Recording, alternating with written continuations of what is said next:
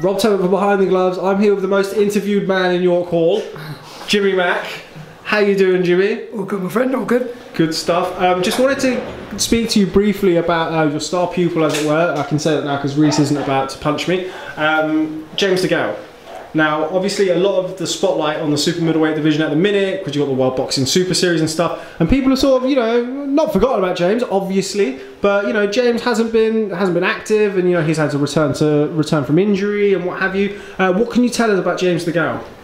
I think the thing with James Degale is the fact that James is just a very honest person, very honest kid, and he's literally boxed injured for his last couple of fights, and just looking at him now, he's had an operation done, and the difference is like night and day. You just can't believe he's the same kid. And he said to me, I told you.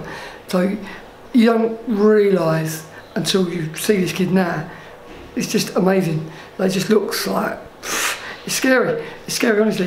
He's so talented anyway, everything he's achieved, but you know, he's just a precocious talent. He's an Olympic gold medalist. He's cleaned up as a professional, and just the fact that I know just through looking at him now, the difference in him is unreal. So you're going to see a two-handed fighter who's got all the talent in the world, and I think you'll still see the best of James. Still see the best of James. I think people are going to be very surprised at how good he really is. I mean, he's a class act, and just watching him back, he's fresh and hungry, ready to go out there and do things.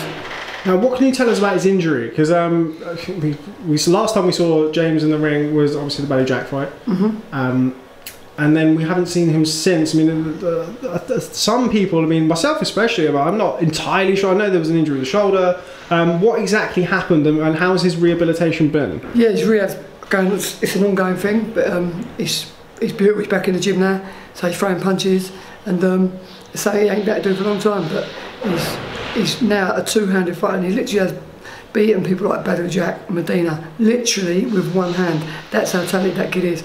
And now that he's had it done, watching him now is like a breath of fresh air. It's just his movement, his angle, his speed, and he's buzzing. He's absolutely buzzing, honestly. You said to me off camera about, you know, he's essentially been fighting without a jab, and how important is James Degale's jab to him as a fighter? Because obviously he's got many tools, but his jab is... Yeah, he won an Olympic gold medal. He's got the best jab in the division. His jab is absolutely brilliant, and you know, they don't give them Olympic gold medals away, and his jab was one of the main reasons why he won it.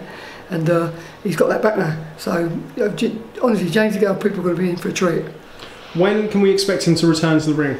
Yeah, there's circulation now, but he's back in camp now, he's back in training, and he's just waiting for his date literally, but I'm sure he's going to be boxed before the end of the year. That's the plan. Hey fight fans, it's Michelle Joy Phelps, and if you haven't already subscribed to my YouTube channel, make sure you go ahead and do so by clicking right here.